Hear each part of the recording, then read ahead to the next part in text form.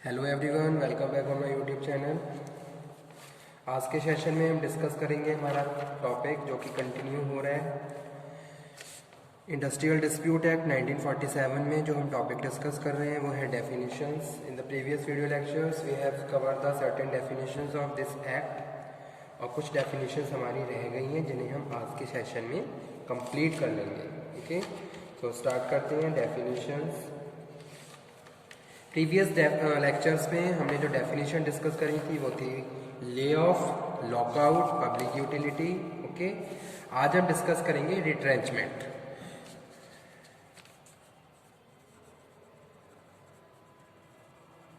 Definitions, तो first definition है आज के सेशन की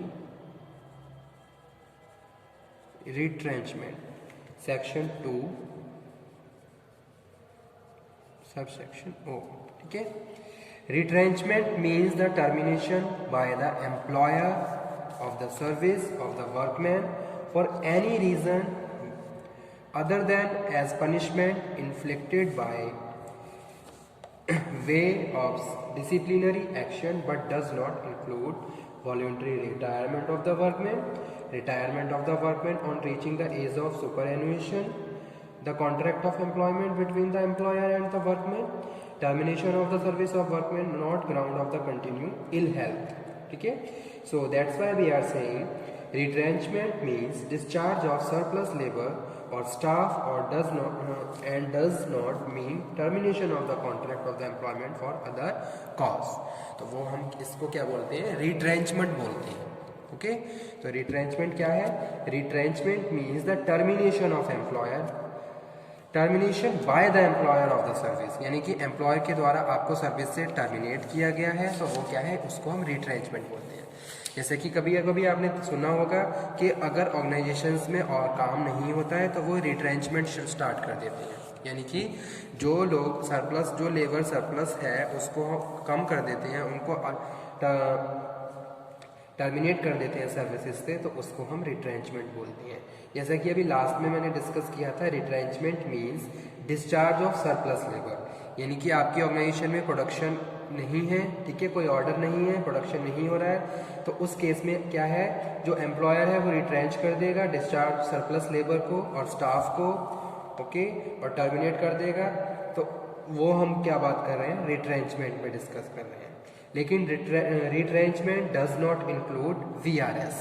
अगर कोई VRS लेता है तो वो रिट्रेंचमेंट में काउंट नहीं होता है, ठीक है, that does not include in retrenchment.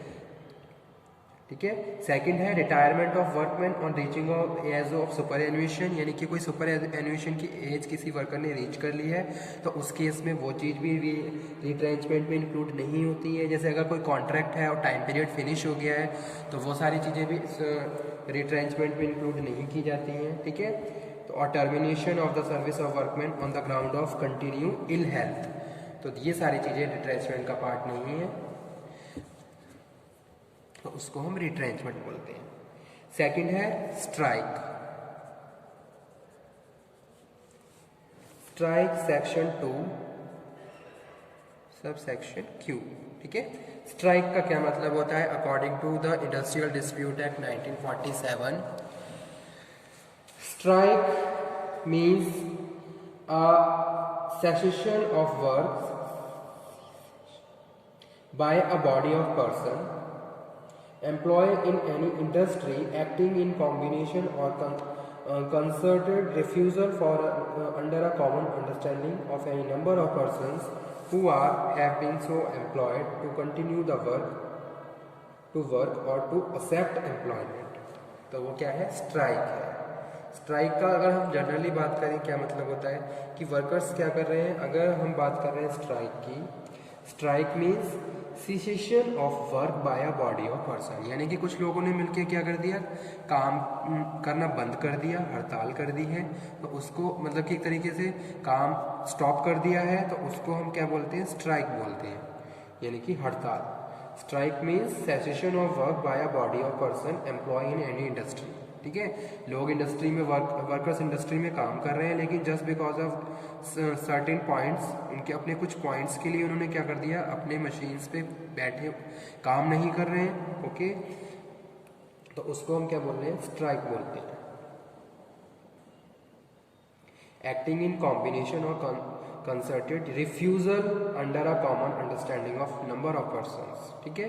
यानी कि बहुत सारे लोगों की एक ही अंडरस्टैंडिंग है, जिसको यूनिटी बना के उन्होंने क्या कर दिया है, अपने इंटरेस्ट के लिए वो क्या कर रहे हैं, रिफ्यूजल ऑफ वर्क, काम नहीं कर रहे हैं, तो उसको हम स्ट्राइक बोलते हैं। उसके बाद जो थर्ड डेफिनेशन है स्टूडेंट, वो है wages. Wages section 2 sub section RR।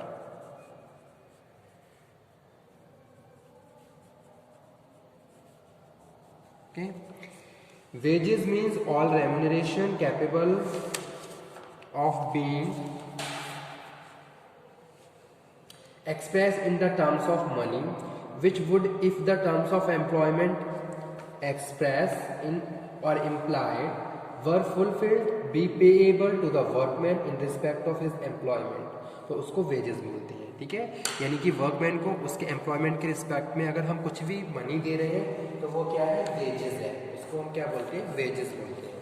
In under the industrial dispute act 1947। Wages की डेफिनेशन हमने ऑलमोस्ट सारे ही एक्ट में पढ़ी हुई है, ठीक है। तो कॉमन ही मीन है सभी में। Wages means all remuneration capable of being express in the terms of money, okay, be payable to workman in respect of his employment or of work done in such employment and includes, ठीक है।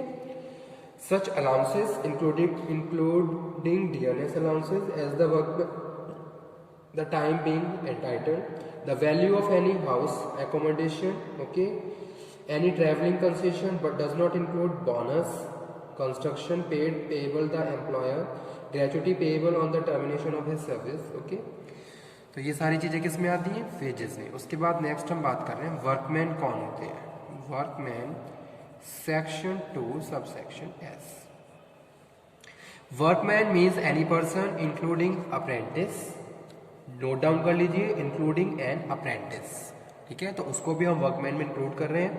Employ in any industry to do any skilled और unskilled manual, supervisory, technical और clerical work for hired और reward. The terms of employment may be express or implied, okay. Any person who has been dismissed, discharged or retrenched in connection with consequence of the industrial dispute including in the definitions, but it does not include any such person who is the subject of Army Act 1950, Air Force Act 1950 और the Navy Discipline Act 1934। तो ये workman में नहीं count होती है। बाकी उसके अलावा हम बात करें, workman means any person employ in any industry to do skilled और अनस्किल्ड और मैनुअल, सुपरवाइजरी, टेक्निकल और क्लरिकल वर्क। तो वो सब क्या है, वर्कमैन है, ठीक है।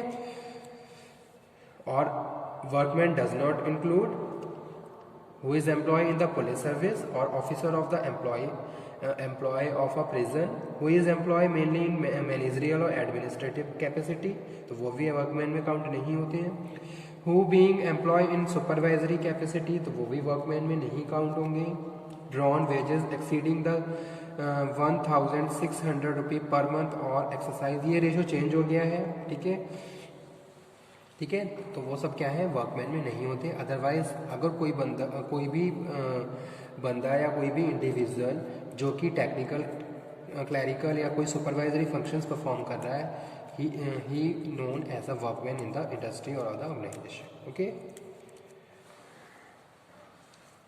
तो ऑलमोस्ट हमारी सारी डेफिनेशन कवर हो चुकी हैं in the industrial dispute act, okay. एक बार मैं दोबारा से रिवाइज कर देता हूँ, किसको, लॉकआउट को भी यहाँ पे लिख देता हूँ। Lockout section 2 sub section 1। Lockout means the temporary closing of the place of employment और the suspension of work for और the refusal by an employer to continue the employ any number of persons employ by him, ठीक है। तो उसको हम क्या बोलते हैं, लॉकआउट बोलते हैं। 6th वन हम बात कर रहे हैं lay of. Lay off section 2 sub section K, okay.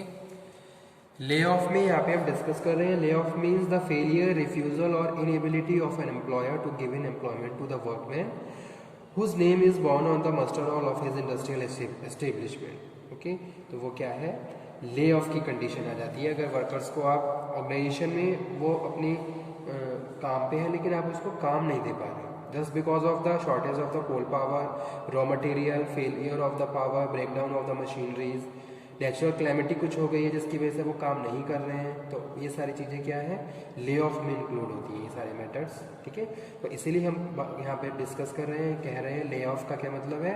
Lay off means the failure, refusal और inability of an employer to give employment to the workman. ठीक है, एम्प्लॉयर है, वर्कर को काम नहीं दे पा रहा है just because of the such matters which are occurring in the organisation. ठीक है, जैसे कि पावर की कट हो गया, मशीन्स बंद हो गई, मशीन में कोई खराबी हो गई, कोई नेचुरल क्लैमिटी हो गई, तो ये सब इन सबको हम ले ऑफ में इंक्लूड करते हैं। ओके, तो आज का सेशन हम यहीं पे फिनिश करते हैं। नेक्स्ट सेशन में हम डिस्कस करेंगे about the authorities for prevention and settlement of disputes. So thank you very much. The industrial dispute act 1947 हमारा चल रहा है, जिसमें हमने ऑलमोस्ट कुछ टॉपिक्स ही कवर करे हैं, ऑलमोस्ट तो नहीं कह सकते। ठीक है, introduction, objective, silent feature of this act, definition, ये 4 टॉपिक्स हम कवर कर चुके हैं। If you have any problem in these topics then you can again discuss. Okay, and from the next session we will cover the topic authorities for the prevention and settlement of disputes. Okay, thank you very much.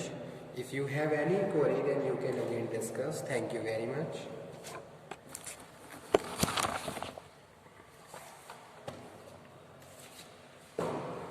किसी भी student को अगर कोई भी topic में कोई problem हो, कोई टॉपिक उसको समझ में ना आया हो, या फिर इंडस्ट्री और लॉ में मैंने जितने भी एक्ट अब तक कवर करे हैं, किसी भी एक्ट में कोई प्रॉब्लम हो तो वो दोबारा से डिस्कस कर सकता है। Thank you very much.